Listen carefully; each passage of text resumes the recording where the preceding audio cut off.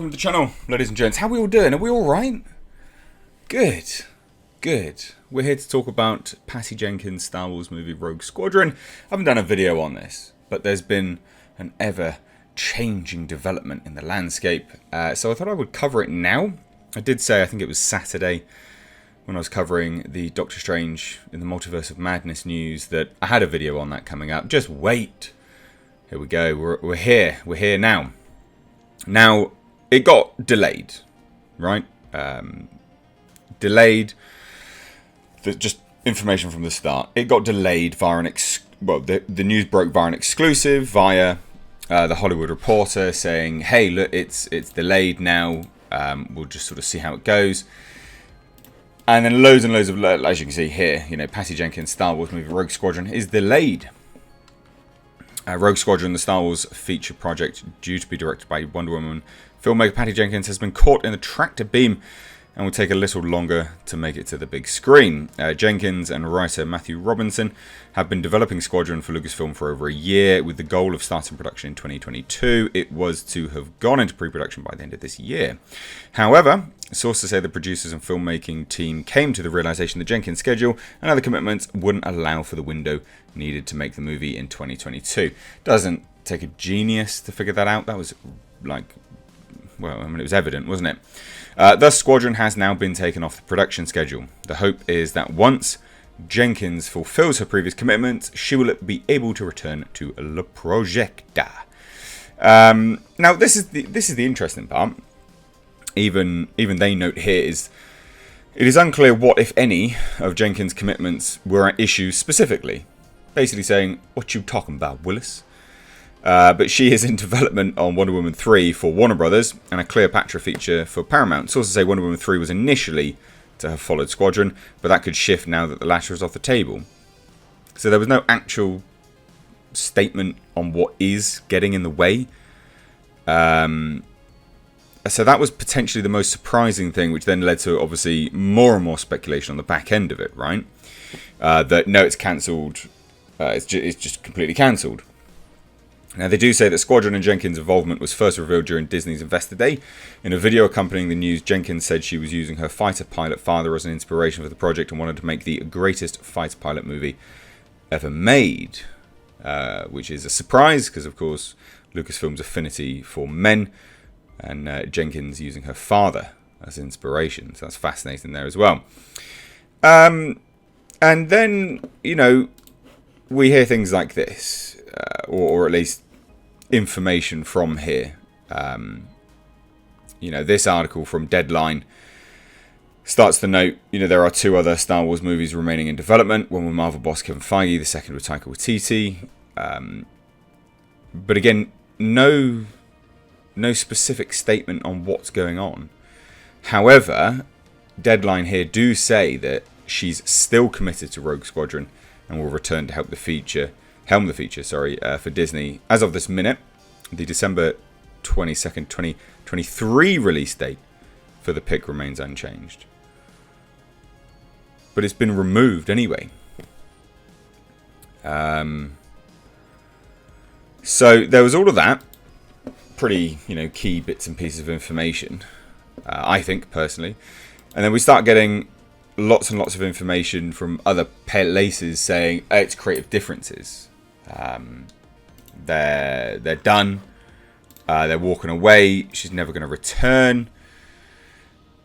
Which is, again, not a major surprise.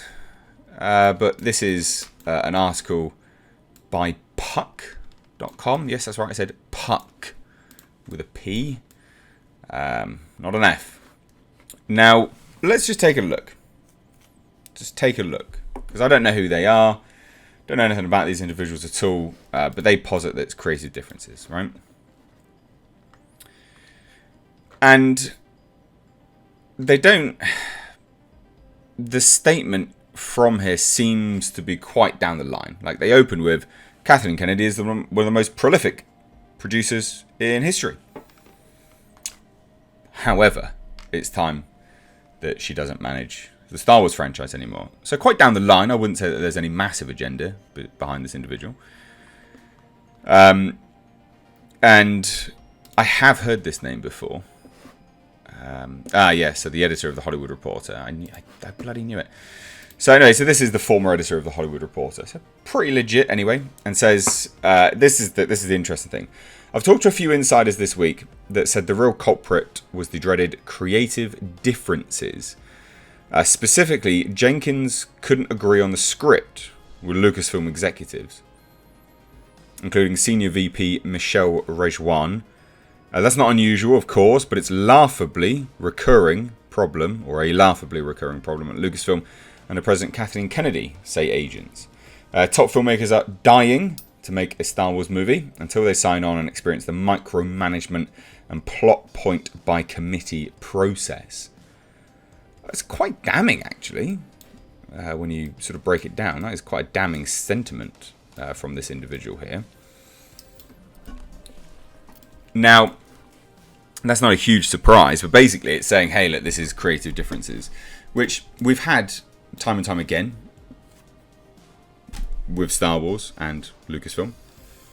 And they say here, saying it happened to the Game of Thrones guys, David Benioff and Dan Weiss, who were hired to create a new trilogy but bailed. It also happened to Rian Johnson, writer and director of 2017's The Last Jedi, whose own planned trilogy was shelved, which I don't think that's official yet, but okay. I could be wrong. Maybe I missed some stuff there. There's so many rumours coming out all the bloody time. Jenkins wasn't willing to dick around, and she has other projects, notably Wonder Woman 3 at Warner Brothers, where she enjoys more creative freedom. Disney and personal representatives for Jenkins and Kennedy declined to comment. Of course they would. So there you go. Now, we could go further and take a look more, but that's kind of the highlight reel from all of this, is that it looks to be creative differences. So I doubt that this. I think this is done, but it's fascinating, isn't it? Because this video that initially released was a really big video.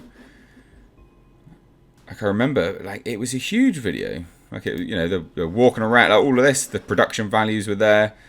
She dons the hat and buggers off down the road. It was a pretty big thing. I think that was actually one of the largest announcements that they had at that. Was it a Star Wars Day or Disney Day? That was a really big announcement. So you'd have thought that they'd have locked in the script by that point to announce it and spend so much money on it. But then the other element is, of course, Patty Jenkins' Wonder Woman 2 was not massively loved. So Disney could have, and that released after that announcement, and Disney could have looked at that and gone, I'll tell you what, we need to take a look at your script a little bit more, and then probably went over it with a fine-tooth comb, maybe. But the bottom line is, it does look to be creative differences. There's not a whole lot in the way, well, there wasn't anything in the way, basically, that was stopping her from filming it next year. So there you go, creative differences. Star Wars, tragic mismanagement as always. What do you guys think? Let me know down below in the comment section. If you're new here, it'd be great to have you here a little bit longer. Do hit subscribe.